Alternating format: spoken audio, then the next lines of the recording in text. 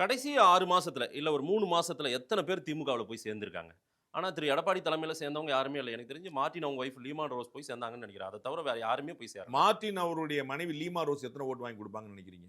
எனக்கு தெரியல.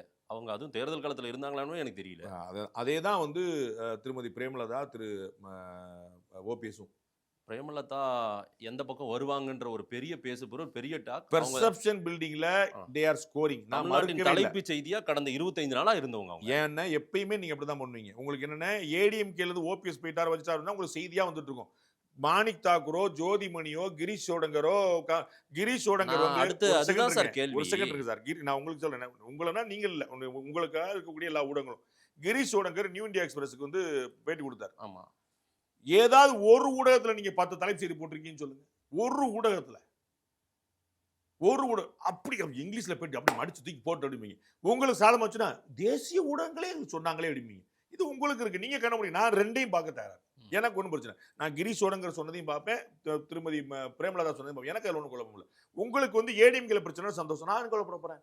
அப்ப பிரச்சனை இல்ல சார். சேரலன்னு சொல்றேன். அது அது பலமானவர்கள்னா அணி சேரணும் இல்ல, கூட்டணி சேரணும் இல்ல, இல்ல கட்சியில போய் சேரணும் இல்ல. பாமகவுடைய டாக்டர் அன்புமணி நிக்கிறார். அது உங்களுக்கு கண்ணுல தெரியல. அம்மா மக்கள் முன்னேற்ற கழகம் பெரிய பிளவை ஏற்படுத்தி 2020 தோல்விக்கு 10 காரணத்து அது ஒரு காரணம். அவர் கூட நிக்கிறார். அது உங்களுக்கு தெரியல.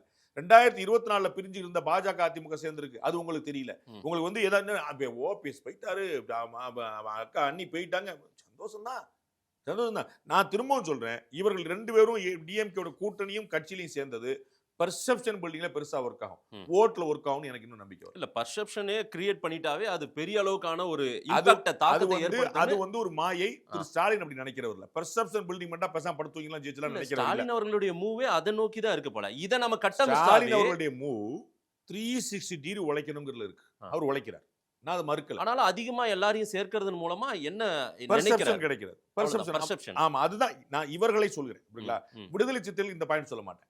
உங்களுக்கு 2 கம்யூனிஸ்டுக்கு இந்த பாயிண்ட் தான் சொல்லுவேன். காங்கிரஸுக்கு இந்த பாயிண்ட் சொல்ல மாட்டேன். காங்கிரஸும் விடுதலை சிறுத்தைகளும் இருப்பது திமுகவுக்கு பலம். புரியுங்களா?